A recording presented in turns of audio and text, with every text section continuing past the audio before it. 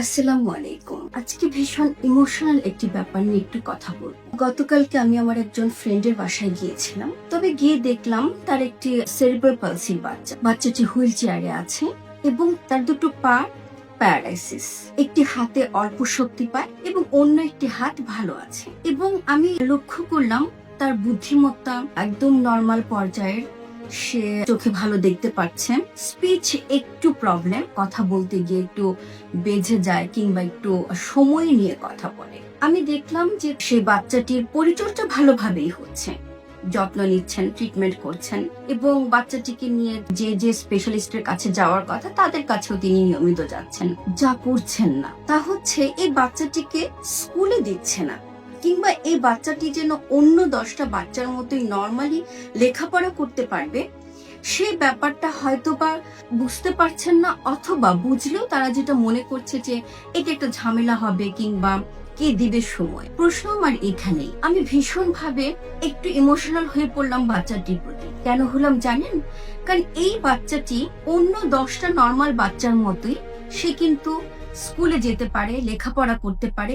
এই বাচ্চাটি একসময় ডাক্তার, ইঞ্জিনিয়ার কিংবা একজন ভালো প্রফেশনাল, ভালো প্র্যাকটিশনার কিংবা সে তার জীবনকে অন্যরকম ভাবে সাকসেসফুল করতে পারবেন। আমরা কিন্তু কেউ বলতে পারি না।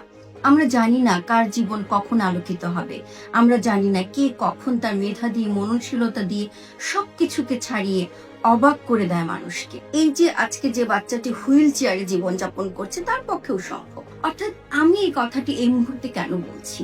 হ্যাঁ, সেরিব্রাল পালসি কিংবা অন্য কোনো নিউরো ডেভেলপমেন্টাল ডিসঅর্ডারের জন্য একটি বাচ্চা যখন প্যারালাইসিস থাকে কিংবা তার ফিজিক্যাল ডিসেবিলিটি, মেন্টাল ডিসেবিলিটি, আমরা এখন খুব পরিচিত অটিজম কথাটির সঙ্গে অটিজম স্পেকট্রাম ডিসঅর্ডারে যদি সে অন্তর্ভুক্ত হয়ে থাকে, তার লেভেল ওয়াইজ তাকে আমি লেখাপড়া শিখাবো। তার পক্ষে যতটুকু ধারণ করা সম্ভব, তার পক্ষে যতটুকু গ্রহণ করা সম্ভব। এবং আমি এই কথাটি এই জন্য এতটা জোর দিয়ে বলছি, অনেক বাচ্চায় আছে যে একেবারে কিছু বুঝতে পারে না, লেখাপড়া কিংবা স্বাভাবিক জীবনযাপনের সাথে সে পার্থক্যটা বুঝতে পারে না। That is different issue.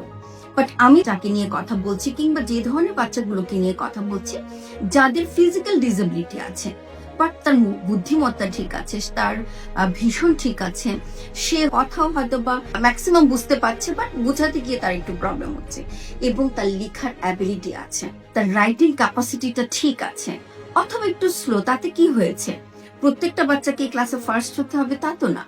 সেই বাচ্চাটিকে আমরা কখনোই ঘরে বসিয়ে রাখবো না। তার ফিজিক্যাল ট্রিটমেন্টের সঙ্গে সঙ্গে তার ফিজিওথেরাপি হয়তো বা চলছে, অকুপেশনাল থেরাপি চলছে, স্পিচ এন্ড ল্যাঙ্গুয়েজ থেরাপি চলছে, একজন পেডিয়াট্রিক স্পেশালিস্ট তাকে দেখছেন, তাকে হয়তো বা চাইল্ড নিউরোলজিস্ট দেখছেন। কোনো সমস্যা নেই, সবকিছুর সাথে তার লেখাপড়াটাকে আমরা ঠিক রাখবো। তাকে আমরা ঘরের বোঝা বানিয়ে রাখবো না। তাকে আমরা মনে করব না যে সে হুইল চেয়ারে বলে সে লেখাপড়া করতে পারবে না। এই বাচ্চাটির প্রতি যদি আমরা সচেতন হই, এই বাচ্চাটি একদিন সফলতার মুখ দেখবে, এই বাচ্চাটি একদিন আলোকিত হয়ে উঠবে, সেই সাথে সে আলোকিত করবে তার পরিবারকে। এমন অনেক এক্সাম্পল আমাদের সমাজে আছে যে মা বাবারা একটি বাচ্চার যে প্রতিবন্ধকতা, একটি বাচ্চার যে লিমিটেশনস কিংবা ফিজিক্যাল ডিসেবিলিটির জন্য তাকে ঘরে বসিয়ে রাখে নাই, তাকে সবকিছুর সাথে অ্যাডজাস্ট করছে, তাকে সোশিয়ালি কমিউনিকেট করাচ্ছে। যে বাচ্চাটি আর্ট ভালো পারে তাকে আর্ট শেখাচ্ছে, এবং যে বাচ্চাটি নর্মাল স্কুলিং করতে পারে তাকে তাও করাচ্ছে। এবং আমি কিছু কিছু মাকে দেখেছি এটি করতে গিয়ে সে সমাজের সাথে যুদ্ধ করছে। অনেকেই আছে হয়তো স্পেশাল বাচ্চাটিকে নিতে চাচ্ছে না, বাট এটা কিন্তু কোনো মতেই আমাদের আইন এটা বলে না এই বাচ্চাদের যে রাইটস আছে সেটা আমার আপনার মতো সবার মতো একই রকম। বরং কিছু কিছু জায়গায় তাদেরকে স্পেশাল কেয়ার করার জন্য নির্দেশ আছে। আমরা সেই জায়গাটিতে খেয়াল রাখবো, আমরা আলোকিত করে তুলবো প্রত্যেকটি বাচ্চার জীবন। অনেক ধন্যবাদ সবাইকে।